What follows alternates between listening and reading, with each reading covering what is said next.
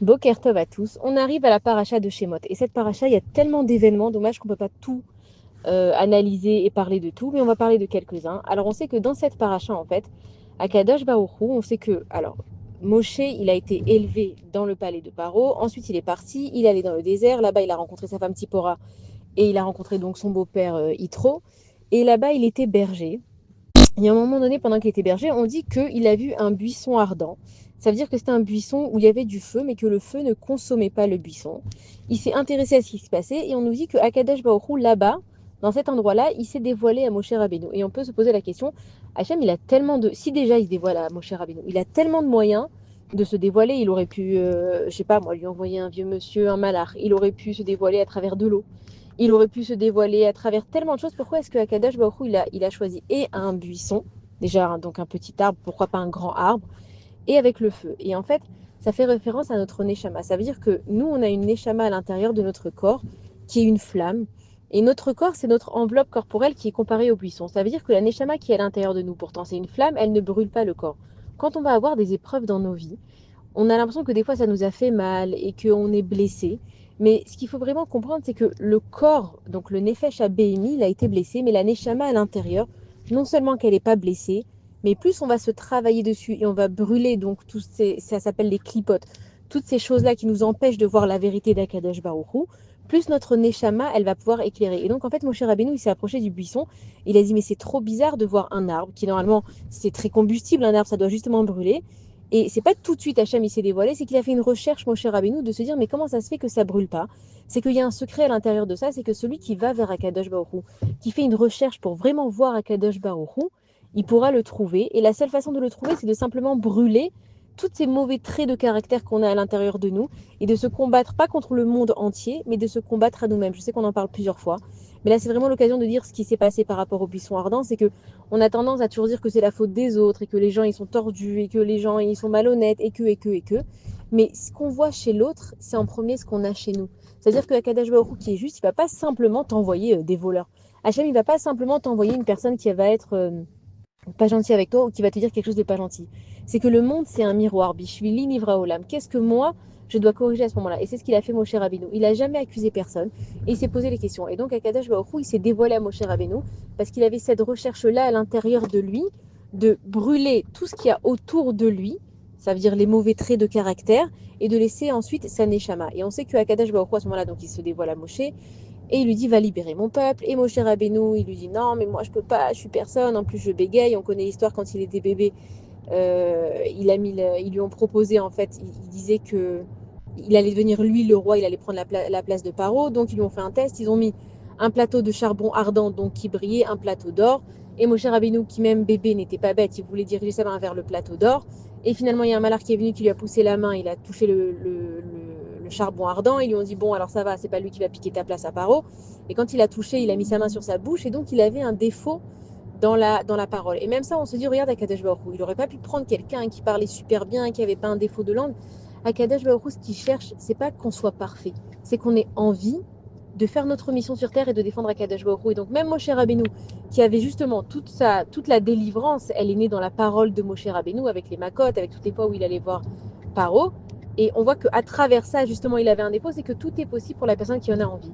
Et donc quand il va voir les Bnei Israël, au début, il voulait que ce soit que son frère Aaron qui les libère. Akadosh Baruch Hu lui dit, ne t'inquiète pas, ton frère, quand il saura que c'est toi qui vas venir les libérer, il va venir avec toi et il sera content pour toi.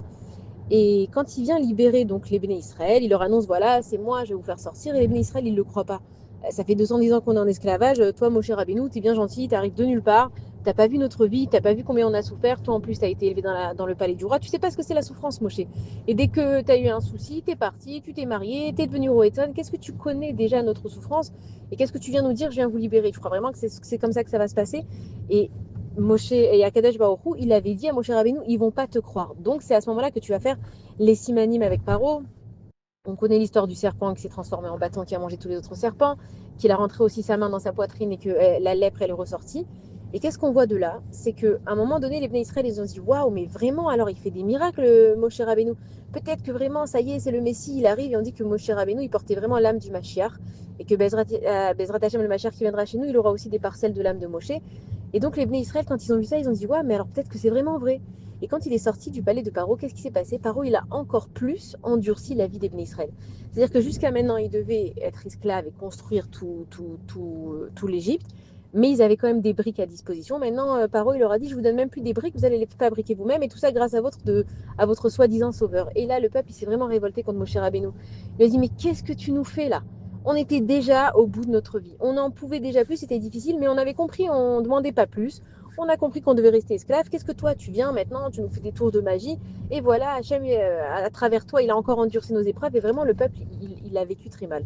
Et ce qu'on apprend, c'est qu'on ne lit pas seulement la Torah pour lire des belles histoires qui se sont passées. L'histoire de la sortie d'Égypte, surtout quand on fête Pessah, c'est que nous-mêmes, toute notre vie, on est en Égypte. Mitzraïm, ça vient du lachon, de la langue qui veut dire tsar, qui veut dire la souffrance. Mitzraïm, c'est un état de souffrance. Et on est tous dans des états de souffrance dans nos vies, peu importe chacun à quel degré, mais on a tous de la souffrance. Et on est en Mitzraïm.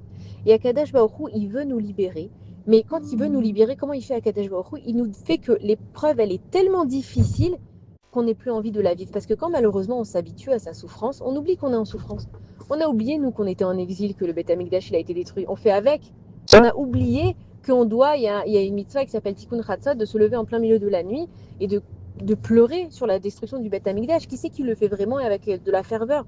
Il y a une mitzvah de prier pour le Mashiach tous les jours. Qui c'est qui le fait vraiment avec une vraie ferveur? On a oublié, on s'est habitué à être en exil, on s'est installé, on a fait nos yeshivot, on a fait nos écoles. Et heureusement, parce qu'on est là pour un bon moment.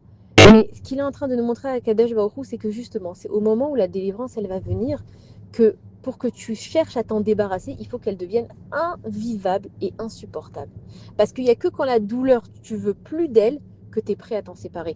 Tant que tu n'es pas prêt à te séparer de ce qui t'embête, parce que tu te dis, bon ça va, on a appris à vivre avec, on a oublié de demander à Kadesh Baruch Hu de nous enlever cette chose-là. Combien de gens, des fois, au début de l'épreuve, ils sont là, ils se disent, mais c'est une catastrophe, comment on va faire? Finalement, on a appris à vivre avec. Alors ça ne veut pas dire que Hachem, il va régler tous nos problèmes tout de suite, mais qu'il ne faut jamais s'habituer à la douleur. Prendre l'habitude sur soi, chaque jour, de raconter à Kadosh Baruch Hu combien on n'est pas bien en exil. Qui c'est qui va prendre le temps de dire à Kadosh Baruch Hu, tu sais, bon voilà, j'ai ma maison, j'ai ma voiture, j'ai mon travail, je pars en vacances, j'ai eu une promotion, mais c'est pas ce qu'il me faut. Moi, ce qu'il me faut, c'est le Beth Amikdash. Sinon, on prenait en considération ce qui s'est passé à la sortie d'Égypte et que, en fait, Akadosh Baruch Hu, il a rendu ce moment juste avant la délivrance invivable. C'était justement pour nous montrer que c'est à ce moment-là qu'on doit crier à Akadosh Baruch Hu. Et nous, on peut identifier ça dans nos vies. On voit qu'on a des moments dans le Ham Israël qui sont vraiment très difficiles. Et on se dit, mais qu'est-ce qu'il fait, Hachem? Qu'est-ce qu'il cherche? Déjà, on est en exil, déjà, on est loin. Déjà, la Torah, elle est tellement loin pour nous. Déjà, les mitzvot, on s'efforce de les faire. Déjà, il y a l'antisémitisme, déjà que. Et on voit que des fois, il y a des moments où ça devient de plus en plus dur. Et bien, c'est là que ta Géoula, elle va venir. Alors, il y a la Géoula de tout le monde, où c'est Bezrat Hachem le Mashiach qui va venir. Comme Moshe Rabbeinu, il est venu. Les Bnei Israël, ils y croyaient plus, mais leur Mashiach, il est arrivé. Nous aussi, Bezrat Hachem, il va y arriver. Mais avant d'avoir ce Mashiach, tant qu'il n'est pas arrivé, chacun il peut avoir son machère personnel à nous. Pourquoi? Parce que le machère, en fait, c'est la réunion de toutes les âmes du Ham Israël. C'est-à-dire que dès que moi, en fait, je vais me connecter à Kadosh Baruch Hu, je vais vraiment établir un lien avec lui, je peux avoir ma Géoula personnelle. Parce que quand je sais vraiment, et dans mon cœur, je suis sûre que Kadosh Baruch Hu, il est là. Ça veut dire que quand je sais que Hachem, il est là, je sais que même une épreuve qui m'arrive dans ma vie, elle vient d'Hachem, donc ça ne peut pas être pour mon mal. Pour l'instant, je le vois, c'est dur, c'est difficile, donc je traverse cette épreuve avec Akadosh Baruch Hu. J'oublie pas de demander à Kadosh Baruch Hu de m'en sortir, mais j'accuse jamais personne et surtout pas à Kadosh Baruch Hu de pourquoi tu m'envoies ça et ma vie elle est déjà assez dure. Je dis Hachem, ouvre-moi les yeux, pourquoi tu m'as envoyé cette chose-là que je comprenne pas, pourquoi tu me l'as envoyé, mais quel est le message derrière? Et c'est là qu'on obtient notre Géoula pratique, de comprendre que Hachem il est là, il gère, il a son monde, avec toutes les catastrophes qui sont arrivées, le peuple d'Israël hyper dur, les Neshamot qui s'en vont, c'est pas qu'elles nous ont abandonnés et qu'on les voit plus, elles sont juste dans un différent niveau qu'on ne voit pas. Mais on apprend que la sortie d'Égypte, de la même façon qu'elle est arrivée, de la même façon qu'on en parle tous les ans. Pourquoi on fait la sortie d'Égypte tous les ans? Ça y est, on l'a raconté une fois. On n'a qu'à faire tous les 10 ans. On va se commémorer cette sortie.